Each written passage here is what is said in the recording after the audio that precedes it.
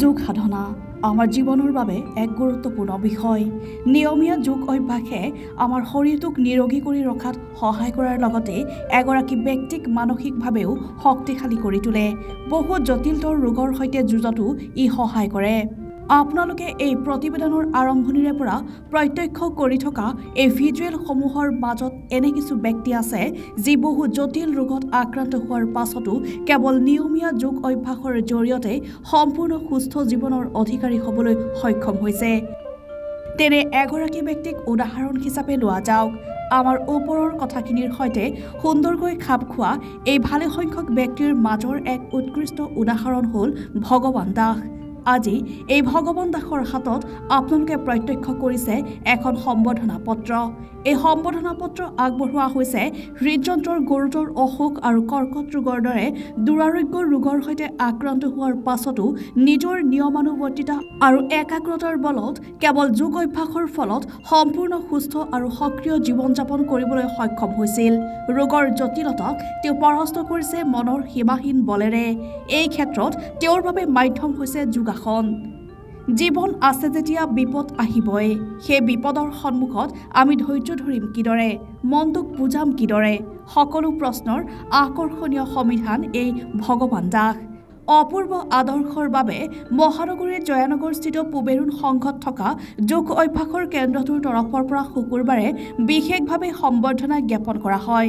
নিশ্চিতভাৱে হয়তো ভগৱান দাসৰ এই সম্বৰ্ধনাৰ বিষয়টো জীৱনক ভাল পাব খোজা সকলৰ বাবে যথেষ্ট গুৰুত্বপূৰ্ণ। আমাক এনে বহু ভগৱান দাস লাগে যি নিজৰ অংগীকাৰেৰে সকলো বিপদক পৰাস্ত কৰি জীৱনৰ নতুন সত্যৰ সন্ধানত নামি পৰিবলৈ সক্ষম হৈছে। মৰম কুমাৰৰ ৰিপৰ্ট, ডেম'ক্ৰেচি লাইভ। আজি আমি এনে এজন ব্যক্তিক সম্বৰ্ধনা জনাবলৈ আহিছোঁ যিজন নিয়মানুৱৰ্তিতা আৰু একাগ্ৰতাৰে উজলি উঠা ব্যক্তিত্ব, আৰু সেইজন হ'ল আমাৰ কাষতে থকা ভগৱান দাস ডাঙৰীয়া। মই ইয়াত মাতিছোঁ অবিচল লক্ষ্য আৰু প্ৰতিজ্ঞাৰ সংযোগে এগৰাকী ব্যক্তিক সফল জীৱন উপহাৰ দিবলৈ সক্ষম হয়। এনে ব্যক্তিত্বৰ ভালেসংখ্যক উদাহৰণ আমাৰ সন্মুখত আছে, আৰু তেনে কিছু উদাহৰণৰ ভিতৰত অন্যতম আপুনি। জীৱনক লৈ আপোনাৰ নিয়মানুৱৰ্তিতা আমাৰ সকলোৰে বাবে আদৰ্শৰ কাৰণ। এই আদৰ্শৰ কাৰণ হ'ব পৰাকৈ বিগত সময়ছোৱাত আপুনি ভালেখিনি উদাহৰণ দাঙি ধৰিবলৈ সক্ষম হৈছে। জীৱনলৈ বিভিন্ন সময়ত নামি অহা স্বাস্থ্যজনিত দুৰ্যোগক আপুনি নিয়মীয়া যোগাভ্যাসৰ জৰিয়তে ধৰিবলৈ সক্ষম হৈছে, হেলাৰঙে অতিক্ৰম কৰিবলৈ সক্ষম হৈছে। 1985 চনত হৃদযন্ত্ৰৰ অস্ত্ৰোপচাৰ, তাৰ পাছত কৰ্কট ৰোগৰ সৈতে আন এক দীঘলীয়া যুঁজ। সেই যুঁজৰ নায়ক হৈ জিলিকিল আপুনি। আপোনাৰ নিয়মীয়া শাৰীৰিক অনুশীলনৰ একাগ্ৰতাই জটিল ৰোগৰ জটিলতাক পৰাস্ত কৰিবলৈ সহায় কৰিলে। মন যদি স্থিৰ কৰি এক লক্ষ্যমুখী হৈ যদি আগবঢ়া যায়, তেন্তে যিকোনো কামত সফল হোৱাৰ সম্ভাৱনা বাঢ়ি যায়। দুবাৰকৈ সন্মুখীন হোৱা ৰোগৰ জটিলতাক প্ৰতিজ্ঞাৰ জৰিয়তে পৰাস্ত কৰাটোৱে আপোনাৰ সেই সফলতাক তুলি ধৰিছে। কেৱল যে আপুনি ৰোগৰ বিৰুদ্ধে জয়ী হৈছে তেনেকুৱা নহয়, এই ৰোগৰ পৰা মুক্তিৰ পৰৱৰ্তী সময়ছোৱা আপুনি কটাইছে সম্পূৰ্ণ সামাজিক সক্ৰিয়তাৰে। এই দিশটোৱে আপোনাৰ মনোবলৰ সাহসিকতাক তুলি ধৰে, আৰু এই সময়ছোৱাত আপুনি আপোনাৰ জ্যেষ্ঠ ভাতৃ শ্ৰী ভদ্ৰেশ্বৰ দাসৰ সৈতে লগ হৈ নলবাৰী, তেজপুৰ, ভঙাগড় আদি বিভিন্ন ঠাইত ব্যৱসায় কৰি আহিছে। বৰ্তমান আপুনি বেলতলাত সুন্দৰভাৱে ব্যৱসায় চলাই আছে। মুঠতে কোনো বিপদে আপোনাৰ সক্ৰিয়তাক স্তব্ধ কৰিব পৰা নাই। এই কথা সমাজৰ অলপতে হতাশ হৈ হেৰাই যাব খোজাসকলৰ বাবে সদায় অনুকৰণীয়। এই চেগতে আপোনাৰ বিষয়ে আৰু এটা কথা নক'লে আধৰুৱা হৈ ৰ'ব। সেয়া হ'ল সৰুকালৰে পৰাই আপুনি দেখুৱাই অহা মেধাৰ তীক্ষ্ণতা। অংকৰ ক্ষেত্ৰত আপোনাৰ পাৰিদৰ্শিতা চৰ্চাৰ বিষয়। ডাঙৰ ডাঙৰ অংক আপুনি মুখে মুখে কৰিব পৰাটো আপোনাৰ ব্যতিক্ৰমী দক্ষতা। 1950 চনত পিতৃ ধৰ্মেশ্বৰ দাস আৰু ভাতৃ ধৈৰ্যপাল দাসৰ ঔৰসত জন্মগ্ৰহণ কৰি সমাজৰ এগৰাকী প্ৰকৃত সন্তান হিচাপে প্ৰতিষ্ঠিত হ'ব পৰাটো আপোনাৰ জীৱনৰ সফলতাৰেই আমন্ত্ৰণ। মুঠতে আপোনাক লৈ আমি উৎসাহিত, গৌৰৱান্বিত। আমাক সকলোকে জীৱনক লৈ ইতিহাস হ'বলৈ আপুনি অনুপ্ৰাণিত কৰি আহিছে। আপোনাৰ এই ব্যক্তিত্বৰ বাবে আপোনাক বেলতলা পুবেৰুণ সংঘৰ তৰফৰ পৰা সম্বৰ্ধনা জ্ঞাপন কৰিলোঁ। শেষত আপোনাৰ সুস্বাস্থ্য আৰু দীৰ্ঘায়ু কামনা কৰিলোঁ। শ্ৰদ্ধাৰে শ্ৰী ৰঞ্জিত দাস সভাপতি, মৰামলান উপদেষ্টা democracy live, doctor BP Sharma চিকিৎসা বিশেষজ্ঞ আৰু ৰবীন গগৈ সহকাৰী শিক্ষক যোগ। আমি আজি অতি গৌৰৱান্বিত যে আজি 28 তাৰিখ, প্ৰতি মাহৰ 28 তাৰিখে আমি ইয়াত লগ হৈ যোগ প্ৰণাম কৰা যোগীসকলে আমাৰ 17 বছৰ আগতে এই জন্ম হোৱা এই পূবৰীণ সংঘ যোগ প্ৰণাম কেন্দ্ৰৰ এটা আমি খতিয়ান লওঁ। আমি নিজকে নিজে প্ৰশ্ন কৰোঁ আমি কিমান দূৰ আগবাঢ়ি গ'লোঁ আৰু কিমান দূৰ আগবাঢ়িবলৈ বাকী আছে। আৰু আমি অনুৰোধ কৰোঁ যে সকলো মানুহেই আচলতে যোগ প্ৰণায়াম কৰিব লাগে, কিয়নো যোগ প্ৰণায়াম কৰিলে আপোনালোকে নিজৰ লগতে আপোনাৰ সমাজখনৰ উন্নতি কৰিব পাৰে। এইকাৰণে কৰিব পাৰে যে নিজৰ স্বাস্থ্য যদি ভালে ৰাখে, আপুনি প্ৰথমত আপোনাৰ পৰিয়ালৰ কাৰণে অতি ভাল, নিজৰ কাৰণে অতি ভাল আৰু লগতে সমাজখনৰ কাৰণে অতি ভাল। যোগ প্ৰণায়ামে মানুহক এটা শৃংখলাবদ্ধ জীৱন যাপন কৰিবলৈ শিকায়, কিয়নো আপুনি সোনকালে উঠে আৰু সোনকালে শুবলৈ যায়। এইটো এটা অতি আৱশ্যকীয় কথা আৰু এই কথাৰ কাৰণে আমি সমাজখনত এটা বিশেষ ধৰণৰ প্ৰভাৱ পেলাব পাৰোঁ। আপোনালোক সকলোৱে জানে যে সদায় যিবিলাক বেয়া ধৰণৰ বা অপৰাধমূলক কাৰ্যকলাপ সংঘটিত হয় এইবোৰ সদায় ৰাতি হয়। গতিকে যিসকলে সোনকালে শুৱে তেওঁলোকে এইবোৰৰ পৰা নিশ্চয় আঁতৰত থাকিব আৰু সোনকালে উঠিলে নিজৰ লগতে অইনৰ আমাৰ স্বাস্থ্যৰো যত্ন লোৱা হয় আৰু এটা সুন্দৰ পৰিৱেশত আমি এই যোগ প্ৰণায়াম কৰিলে নিজৰ স্বাস্থ্য অটুট থাকে, লগতে সমাজৰ স্বাস্থ্য অটুট থাকে। গতিকে এই কথাখিনিকে আমি সকলোকে ক'বলৈ চেষ্টা কৰোঁ আৰু আশা কৰোঁ এই কথাটোৰ লগতে সকলোৱে যেন আমাৰ লগত আহি ইয়াত যোগ প্ৰণায়াম কৰে। কিমান বয়সৰ পৰা আহিব লাগে? ইয়াত দেখিছোঁ যে জ্যেষ্ঠ ব্যক্তিসকল বেছিকৈ আছে, ক'ৰবাত মানে জীৱনটো যেতিয়া মানে সময়বোৰ শেষ হয় তেতিয়া উপলব্ধি হয় নেকি যে শৰীৰটোক আমি যত্ন ল'ব লাগে? আচলতে সেইটোৱে দুৰ্ভাগ্যৰ কথা। আচলতে শৰীৰৰ যত্ন আমি সৰুৰ পৰাই ল'ব লাগে, কিন্তু বেছিভাগ মানুহে কৰে কি, আমি যেন আমাৰ কামৰ ব্যস্ততা, তাৰমানে আমি কওঁ কি আমাৰ নিজৰ শৰীৰৰ কাৰণে আমাৰ সময় নাই। সকলোৰে বেলেগৰ কথা কৰোঁ, কিন্তু নিজৰ শৰীৰটো যত্ন ল'বৰ সময় নাই। আমি কেৱল সেইটো অনুভৱ কৰোঁ যেতিয়া আমাৰ বয়স বেছি হয়, কিন্তু সেইটো হ'ব নালাগে। আচলতে সৰুৰ পৰাই যোগ প্ৰণায়াম কৰিব লাগে।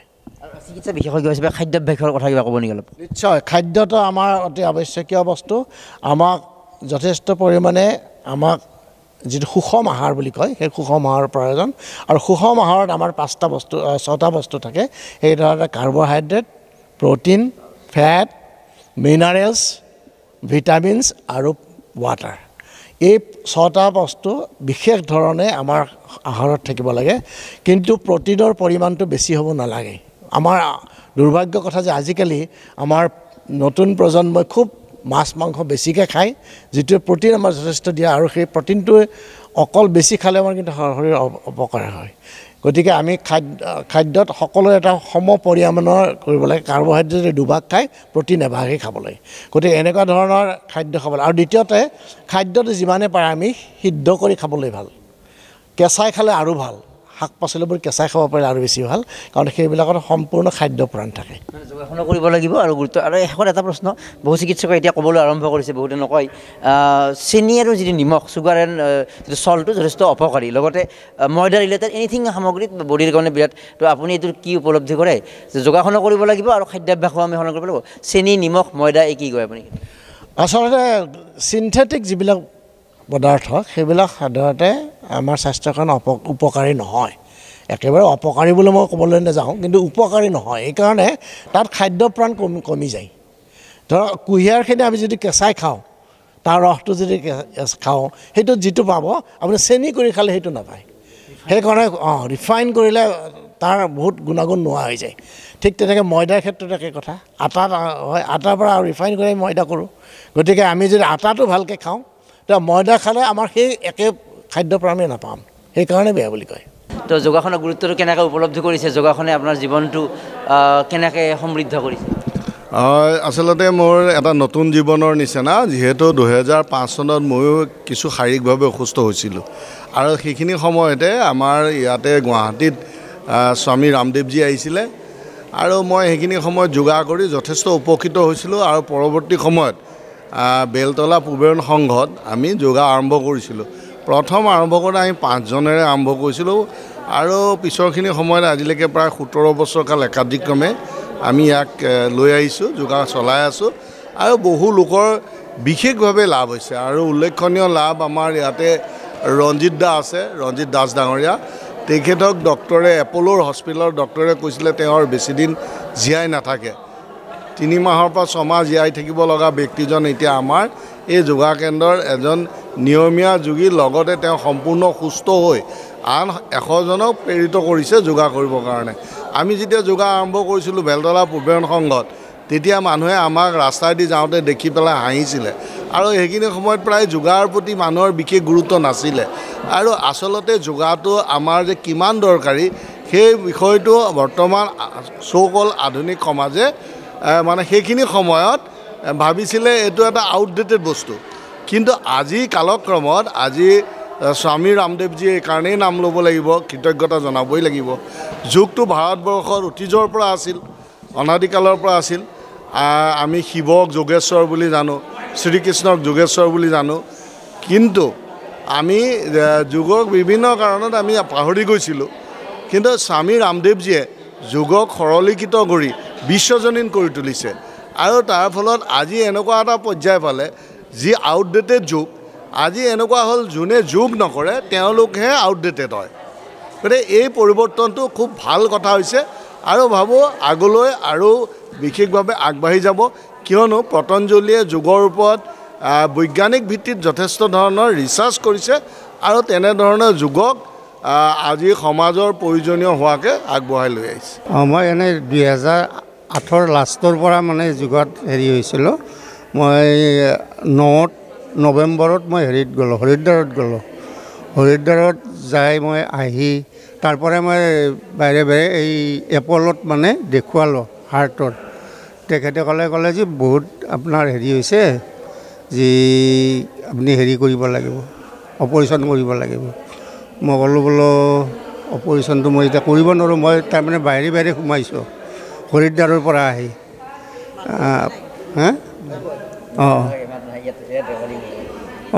মানে বাহিৰে বাহিৰে সোমাইছোঁ, গতিকে মই এতিয়া ইয়াত একো কৰিব নোৱাৰোঁ, মই ঘৰত যাই চিন্তা কৰি কৰিম। তাৰপিছত মই মানে আহি 2015 গেলি মই মানে যোগা কৰি আছোঁ। থাকোঁতে মোৰ সিমান এটা হেৰি হোৱা নাই আৰু কিছুমান মানে হেৰি হৈ গৈছে আৰু।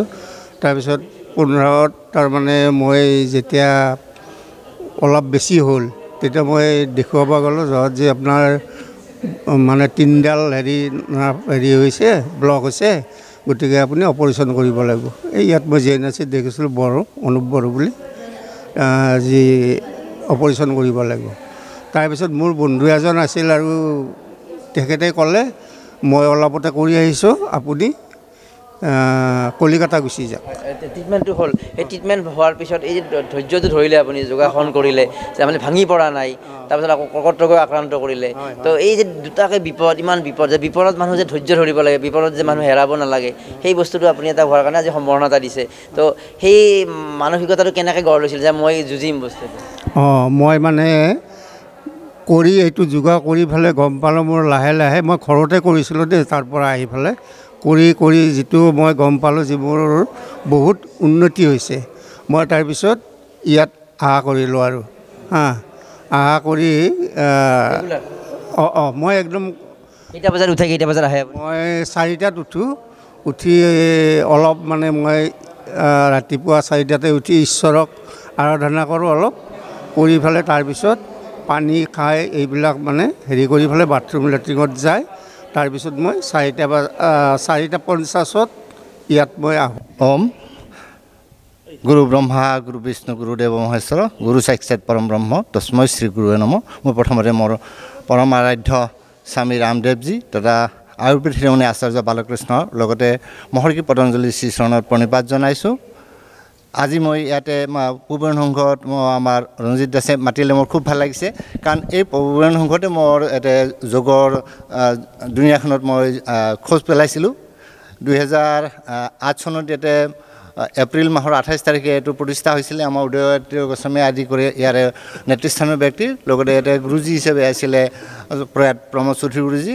তেখেতৰ সান্নিধ্যত যোগৰ আদি পাঠ শিকিছিলোঁ।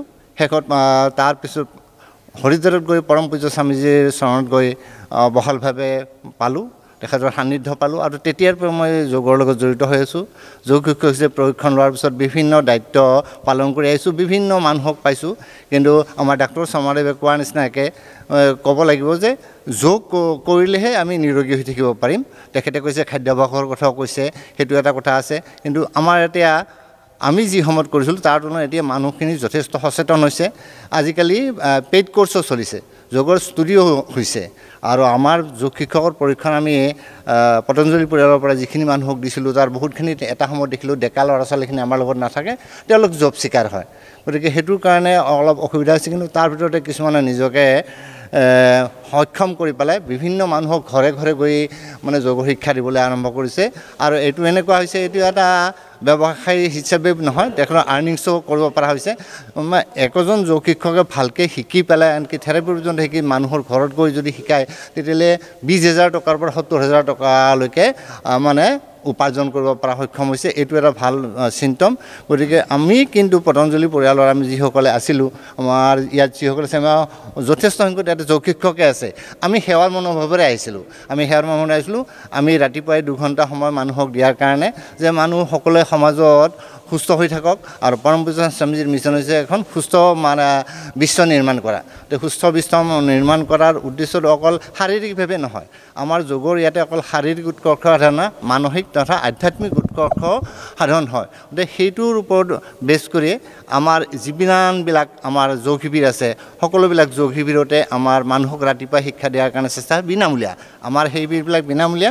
আমাৰ শিক্ষকখিনি আমি নিজৰ পইচা খৰচ কৰি আমাৰ যিসকলে ক'ৰবাত যাব লাগে, যোগ শিবিৰ নতুনকৈ পাতিব লাগে, যোগ বিজ্ঞান শিবিৰ স্থাপন কৰিব লাগে। উদ্দেশ্য হৈছে আমি যিমান পাৰোঁ মানুহৰ ওচৰলৈ যাম, যে মানুহক যোগৰ বিষয়ে শিক্ষা দিবলৈ চেষ্টা কৰিম। আৰু এইটো কথা হয় যে মানুহৰ আমাৰ এটাই প্ৰশ্ন, তেওঁলোকৰ সময় নাই। আমাৰ ডাক্তৰ শৰ্মাদেৱে কৈছে মানুহক ক'লে সময় নাই। কিন্তু বেছিভাগ মানুহ আমাৰ এইটো অভিজ্ঞতা হৈছে, যেতিয়া ৰোগগ্ৰস্ত হ'ব তেতিয়া মানে যোগ শিবিৰলৈ ধাৱমান হয়। মানে প্ৰিভেণ্টিভ ইজ বেটাৰ দেন কিয়ৰ, সেই বস্তুটো নাচায়। সেইকাৰণে এইটো কি লাগে, স্কুলীয়া পাঠ্যক্ৰমত যদি অন্তৰ্ভুক্ত হয়, ল'ৰা ছোৱালীক যদি ইয়াৰ শিক্ষা দিব পৰা হয়, তেতিয়া আমাৰ ভৱিষ্যত প্ৰজন্মৰ কাৰণে খুব ভাল হ'ব। আৰু এইটোত পতঞ্জলি পৰিয়ালে এটা নতুন কাম হাতত লৈছে। আমাৰ ভাৰতীয় শিক্ষা বোৰ্ড এখন গঠন হৈছে ভাৰত চৰকাৰৰ অধীনত। আৰু তাত কি কৰা হৈছে, এইটো আমাৰ আধুনিক শিক্ষা ব্যৱস্থাৰ লগতে মানে এই যোগাসন আৰু প্ৰাণায়ামৰ বিষয়ে শিক্ষা দিব। প্লাছ সংস্কৃতো তাত কম্পালচৰি হ'ব। সংস্কৃতত কি হয়, আমাৰ যিবিলাক পুৰণি গ্ৰন্থ আছে সকলোখিনি সংস্কৃততে আছে। গতিকে সংস্কৃত শিক্ষাটো পালে আমাৰ যিটো ভাৰতীয় পুৰাতন সংস্কৃতি তাৰ বিষয়ে ল'ৰা ছোৱালীখিনি জ্ঞান হ'ব। আৰু তাৰ ফলত এখন ভৱিষ্যতে আমাৰ সুস্থ সমাজ নিৰ্মাণ কৰাৰ কাৰণে অতি ভাল হ'ব। গতিকে এই চেগতে মই আমাৰ পূবেন সংঘত, এইটো বহুত পুৰণা সংঘ, ইয়াত যিখিনি বহুত পুৰণা মানুহ আজি দেখি বহুত ভাল লাগিছে। কাৰণ কালি ৰঞ্জিত দাসে মোক মাতিছে, মই মিটিং এখনত আছিলোঁ, কিন্তু খুব ভাল লাগিছে যে এনেকৈ মই গোটেইখিনি দেখিম বুলি ভবাই নাছিলোঁ। উদয়দিত্য গোস্বামীকতো ক'বই নালাগে। আৰু তেখেতে মোক আচলতে মই গম পাইছোঁ, ভাৰত স্বাভিমানৰ প্ৰভাৰী হিচাপে দায়িত্ব দিয়াৰ গুৰিতে তেখেত, মই গম পাইছোঁ। কাৰণ মই গম পোৱা নাছিলোঁ। মোক লাষ্ট মিটিং এখনৰ দায়িত্ব দিলে। কাম কৰি আছোঁ ঠিকে, কিন্তু কিমানখিনি কৰিব পাৰিছোঁ নাজানো। কিন্তু এইখিনিতে মই এইটো কৈ ভাল পাম যে এইবাৰ আমাৰ ৰাজ্যিক কাৰ্যকাৰিণী বৈঠক যিখন হৰিদ্বাৰত হৈছিল, তাত আমাৰ পশ্চিম অসম আৰু পূব অসম আমাৰ প্ৰশাসনৰ সুবিধাৰ কাৰণে 2 ভাগ কৰা হৈছে। তাতে আমাৰ কামৰূপ মেট্ৰই মানে জিলিকিছে। কাৰণ কামৰূপ মেট্ৰই অসমৰ ভিতৰতে ভাল এটা সংখ্যা দিবলৈ সক্ষম হৈছে। নমস্কাৰ আটাইলৈ। আচলতে যোগা বুলি ক'লে আমাৰ আগৰ ব্যক্তিকেইজনে গোটেইখিনি ব্যাখ্যা কৰিলেই যোগাৰ অপকাৰৰ ওপৰত। তাতে আপুনি এটা কথা সুধিছিলে যে বুঢ়া বয়সত কিয় যোগা কৰিব লাগে। মই এটা অনুভৱ কৰিছোঁ, তাৰমানে সৰুকালি সময়খিনি দৌৰা দৌৰি কৰি থকা যায়, কামত ব্যস্ত থকা যায়, তেতিয়া শৰীৰটো এটা এক্টিভ হৈ থাকে।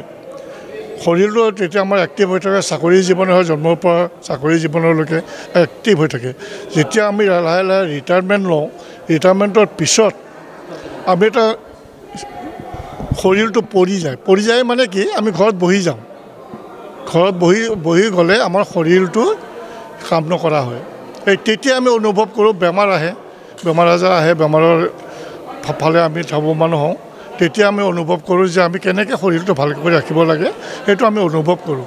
আৰু সেই অনুভৱটো কৰাৰ পিছত আমি আজি প্ৰায় 17 বছৰ আমি ইয়াতে যোগা এই মানুহখিনি কৰি আছোঁ আৰু আটাইখিনি মানুহে সুস্থ তাৰ ভিতৰতে আমাৰ হয়তো 2-এজন মানুহ বয়সত যথেষ্ট বয়স হোৱাত আমাৰ পৰা আঁতৰি গৈছে তেখেতসকললৈ মই শ্ৰদ্ধা জনাইছোঁ ইয়াৰ ফালৰ যোগ কৰি আৰু মোৰ আজি সৰু এতিয়ালৈকে মোৰ 77 ইয়াৰ্ছ হ'ল কোনো বেমাৰ নাই ঔষধ চৌষধ নাখাওঁ মই ডক্টৰ তাতে নাযাওঁ সেইকাৰণে কিছে শৰীৰম একদম ক'লো ধৰ্ম সাধনম এটা ধৰ্ম এইটো কোৱাৰ লগে লগে আমাৰ মন আৰু শৰীৰ এটা আধ্যাত্মিক বেছি প্ৰভাৱ হৈ একদম ষ্টেবল হৈ যায় মনটো আৰু খং ৰাগ নহয় সেইটো মানে এটা সুস্থ জীৱন লাভ কৰিব পাৰোঁ সেইকাৰণে কি হয় আমাৰ কথা বাৰ্তা আচাৰ ব্যৱহাৰ চববিলাক ষ্টেবল হৈ যায় মোৰ এটা প্ৰব্লেম হৈছিলে ইউটেৰাছটো ৰিমুভ হৈছিলে হোৱাৰ পৰা মানে বিভিন্ন ধৰণৰ বেমাৰ টোপনি নহয় কিবা গা বেয়া লাগে মানে মনটো বেয়া লাগে তেতিয়া মই GMC চাইকেটিকত দেখালোঁ তাৰপিছত মেমে ক'লে যে তোমাৰতো এতিয়া ইমান কম বয়সত ইউটেৰাছটো ৰিমুভ হৈছে তোমাৰ এনেকুৱা হ'ব